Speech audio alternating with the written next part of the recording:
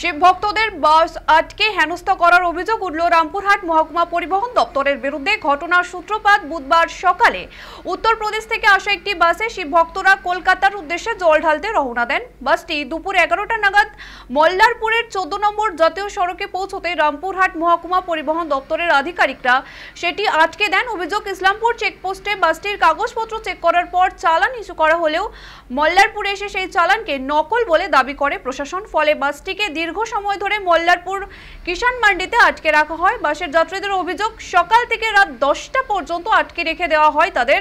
এই ঘটনার প্রতিবাদে রাস্তায় নামে স্থানীয় বিজেপি নেতৃত্ব। 14 নম্বর জাতীয় সড়কের উপর মল্লারপুরে শুরু হয় পথ অবরোধ। পরে মল্লারপুর থানার পুলিশ ঘটনাস্থলে পৌঁছয় অবরোধ তুলে দেয়। শেষমেশ রাতেই বাসটি ছাড়া হয়, যদিও পরিবহন দপ্তরের তরফে দাবি করা হয়েছে বাসটির বেঙ্গল পারমিট ছিল না, তাই এই পদক্ষেপ নেওয়া হয়েছে।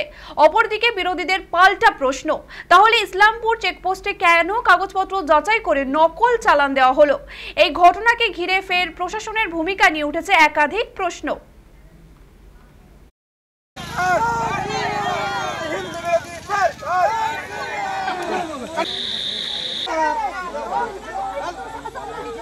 हम लोग जो है तारापीठ माता जी के दर्शन करके आ रहे थे, तो रास्ते में हम लोगों का ये चौराहे पे आरटीओ साहब से मुलाकात हो गई हमारी।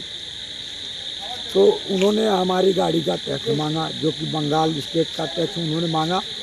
मैंने टैक्स कटाया हुआ था बंगाल स्टेट का, तो मैंने टैक्स कटाया हुआ, तो मैंने सर के पास ले गया, मैंने दिखाया अपनी कागज़ को। तो सर ने कहा कि आपका जो, जब उन्होंने टैक्स को जांच किया तो उन्होंने बताया कि आपका टैक्स फर्जी कटा हुआ है। तो मैंने बोला, सर मैं चेक पोस्ट इस्लामपुर से कटाया हूँ, इस्लामपुर चेक पोस्ट से मैंने कटाया था उसको। तो मैंने सर से उस जहाँ से कटाया था उससे भी बात मैंने करा। पहले उन्होंने बात करने से इनकार कर दिया कि मैं किसी से बात नहीं करूँगा, मैं चालान करूँगा सीधे सीधे। ইউপির একটি গাড়ির পেপার ঠিক আছে, যেটুকু শুনলাম বা বুঝলাম এখানে গাড়ির পেপার ঠিক আছে। ওরা বেঙ্গলে ঢোকার পর যে ট্যাক্স কাটতে হয় সেটা ট্যাক্স কেটেছে, কিন্তু সেটা এখন এখানকার এমভিআই থেকে বলছে ওটা জালি।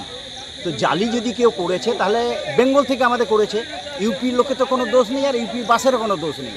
আজকে সারাদিন আটকে রেখে এখন এই ছোট ছোট বাচ্চা, ছেলে মেয়ে, বয়স্ক লোক আছে, এক বাস প্রায় 65-70 জন লোক, তাদের খাওয়া দাওয়া নেই, লাইটের ব্যবস্থা নেই, কিচ্ছু নেই, গাড়িটা আটকে রেখে দিয়েছে। আমাদের কাছে খবর যাওয়াতে আমরা খোঁজ নিয়ে দেখছি এই ব্যাপার। তো আমাদের তো মনে হচ্ছে এখন যে এইটাই ইনস্ট্রাকশান এসেছে দিদিমণির, হয়তো যে ইউপি বা অন্যান্য দেশে, অন্যান্য জায়গাতে যে মাইগ্রেন্ট লেবারদের যেটা বাংলাদেশি রোহিঙ্গাদের উপর যেটা চলছে, ওরা সেইভাবে আমাদের ইউপির দেখে নাম্বার চালাও, এদেরকে হ্যারেস করো, এইটাই ওর উদ্দেশ্য। কিন্তু আমরা এর শেষ দেখে ছাড়বো যতক্ষণ না এদের সুষ্ঠুভাবে গাড়ি ছাড়া বা এদের নির্দিষ্ট জায়গায় ওদের গন্তব্যস্থলে না পৌঁছাচ্ছে, আমরা কিন্তু ছাড়বো না, আমরা কিন্তু আন্দোলন করব এবং প্রয়োজনে আমরা রাস্তায় বসবো, সারা রাত আমরা রাস্তায় বসে থাকবো, কিন্তু আমরা এর একটা বিহিত না করে ছাড়বো না।